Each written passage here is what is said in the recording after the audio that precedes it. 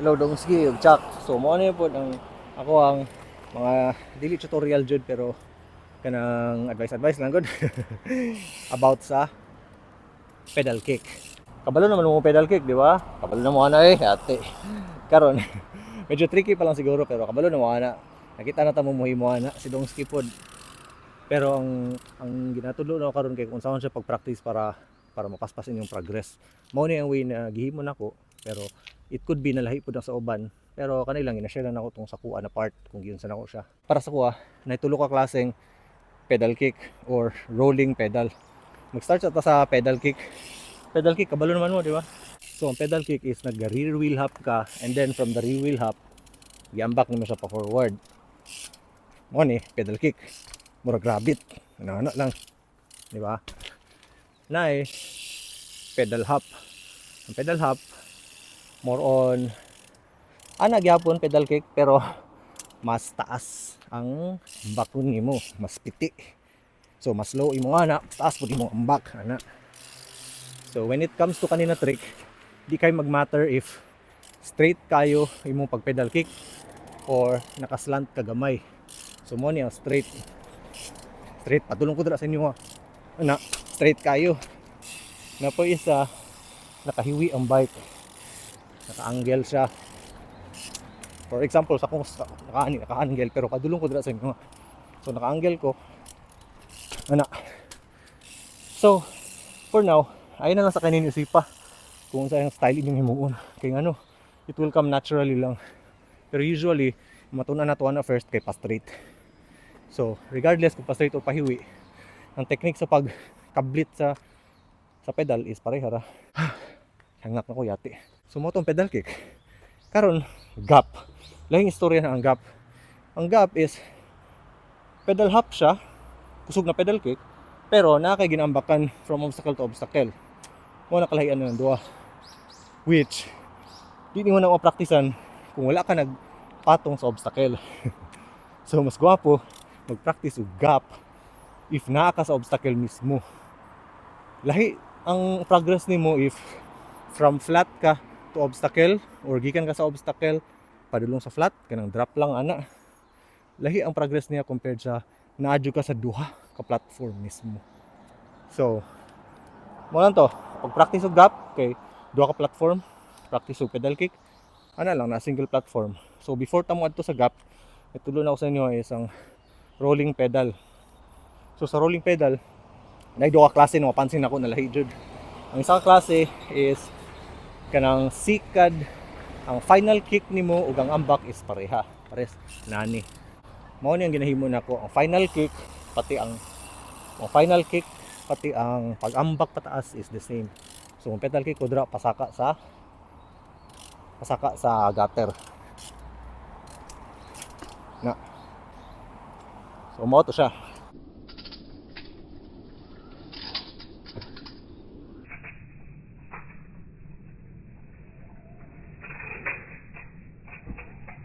Na. So mo to siya. 'Di ba? Ang last na sipa sa bike is apila dito ang ambak. So murag tricky siya kay lisod man mo ambak pag nagababa ang platform, like nagababa ang pedal paana tapos 'di ba? So mo to ang tricky na part dito. Pero masulti na nako ana is the more ka napaspas imong pagkablit ana, it means ang bike kusog mo sutoy pa forward. So that means no need nimo kaayo na taas sulog maayo imong ambak ana. So ako ang gina-target nako usually ang edge. Ang gwapong target is diri sa taas mismo. Pero ambot lang sa kuha kay sa edge akong kanang komportable sa kuha. So mga to, pakitaon to mo ban example. Kani. Sipa na.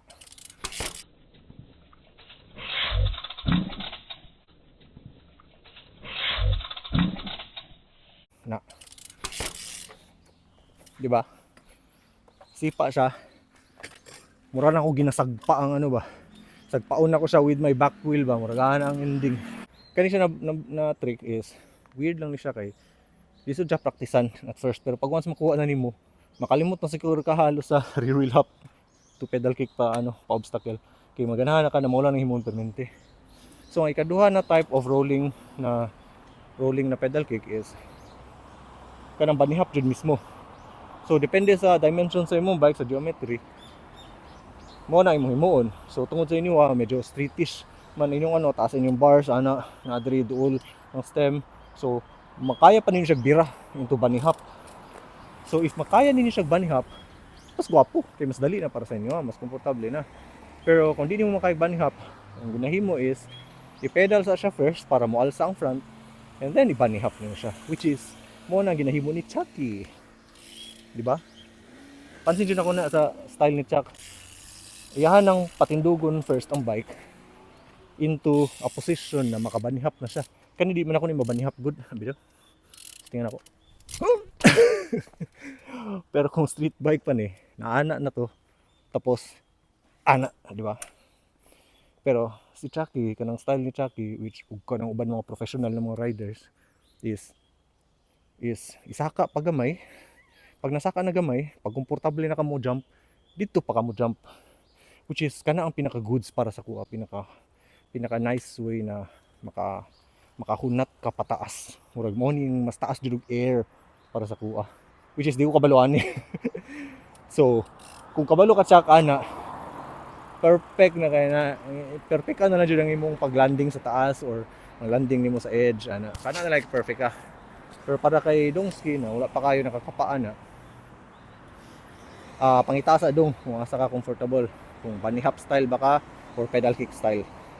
So either way, ang goal is makasaka ka sa obstacle.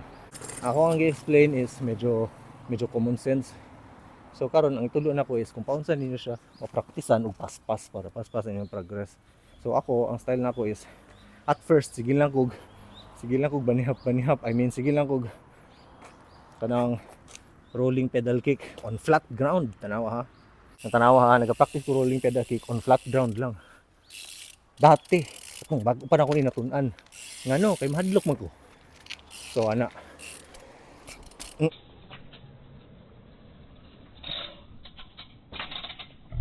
Break. Ako ang ginapraktisan ani is kung kanus ang timing. Kung asa dapit ang bike na medyo ana na ang angle para dali na ako siya masipa. So mo na ang ginapraktisan ako pag na ako sa flat. So flat to flat lang sa di isa ka mo diretso sa mga gutter na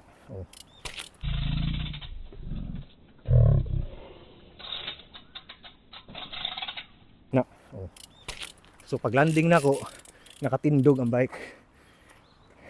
At first ang landing ni mo ana is muhigda diretso ang bike eh. Muna yung tabo sa ko dati. No? Ano? So the moment na magsipa na ka, ang landing sa bike is tumba diretso pa ana. Which is guwapo flat, practicean sa flat kanang landing ka na nakatindog gihapon. So ang asa nimo na siya himuon, naala na siya sa angle sa paglanding nimo.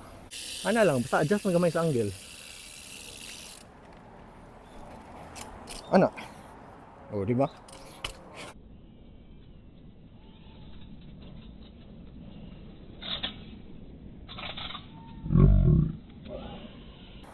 Oh, di ba?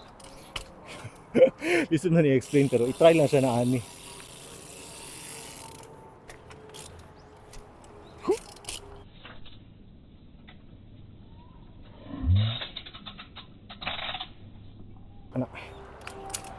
Ana lang siya. So, pag ginahimo na ninyo, masanay ka na nakaland na una ang back wheel and nag-stay ka sa back wheel at the same time.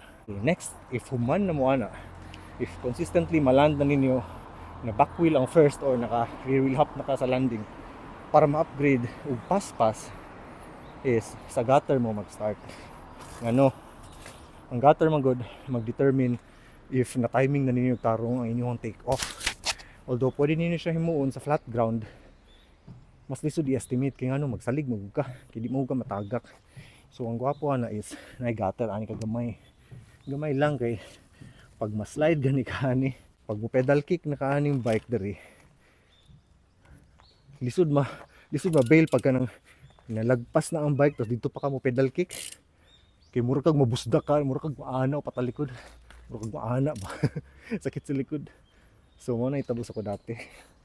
So Ang pinaka safe is start sa safe na part. So diri ka banda napay mga 1 foot or 2 feet ana sugod na ka diri pasaka sa front.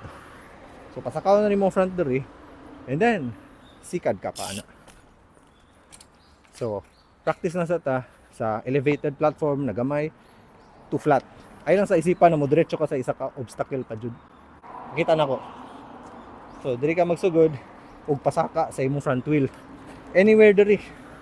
Depende sa gearing sa bike, which is hapit-hapit lang man ang gearing nato, gamay lang ang diferensya. So ako, kaning gearing sa akong bike, master na makina ko niya akong bike. Diri jud ko sa tumoy halos or medyo ana gamay. Awa, pakita na ko sa inyo ang landing ha. Diretso na ako dito para lang makita niyo kung asa ko naga-take off. Ug unsay position sa lawas ug sa ligid nako pag take off na ako dira. Bantay lang kung kano sa nako gi-lift ang front wheel. Mao na tong bantay for now. Kato.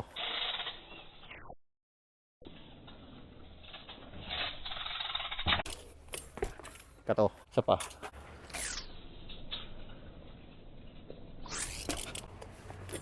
Atol na sa. So, bantay kung asa dilampas ang ligid. Okay. Once nag-start na ka og kick sa imong nag-final kick ka tapos natagak na imong ligid diri, for sure mabail jud siya. So, don't try that. Try sa og medyo layo. So, para safe, pakita na ko sa inyo asa dapit ang safe. Siguro, ang safe is na diri banda. Sureball na jud ka safe jud na. Di jud ka matagak dira. I mean, dili matagak ang rear wheel ninyo pag lupad ninyo. So, diri pa lang. Ana na ka. Ana na ka. Isa pa. Di na ako perfect kunog ambak dito kaya ang point na ako, the point of me doing this is para makitan kung asa nagsugod og lift ang front wheel. Na lift na ako diri pa lang. Na. So, pag masanay na mo ana, magkaroon na ka confidence na musikad pa na og final kick. Sa final kick mo gud technique jud ana. So pag masanay na ka sa final kick, then pwede na nimo i-start i-move paduol sa edge ang actual na take off. Not necessarily the kick, pero ang actual na take off sa imong ligid. Kaya kung ang take off sa imong ligid natagak na ka diri before pa ka naka-kick, mayabod juga patalikod. So, ato na sa the best is mag-practice ka na nasa gamayng elevation na lugar, which is naapod dara sa airport. So nice kayong airport. Pag makapa na ninyo na mo kick from the edge, that would mean na kanang distansya na maabot ninyo sa pikas. Ang nagdetermine na lang ana is kung unsa ka kusog ang imong kick ug unsa imong kakusog pag ambak pasaka. Pero later na nato na i-discuss pag nakapa na ninyo. Kay lisod na himuon kay duha ka buok imong gina-focus Naga-focus ka sa kick, naga-focus po ka sa ambak pataas. Usually counterintuitive na siya pag ginapraktisan pa nimo siya. So pag mamaster na nimo, then pwede na ka mo pasutoy jud mismo. Pero for now, kana lang sa ang take off lang sa ang practice.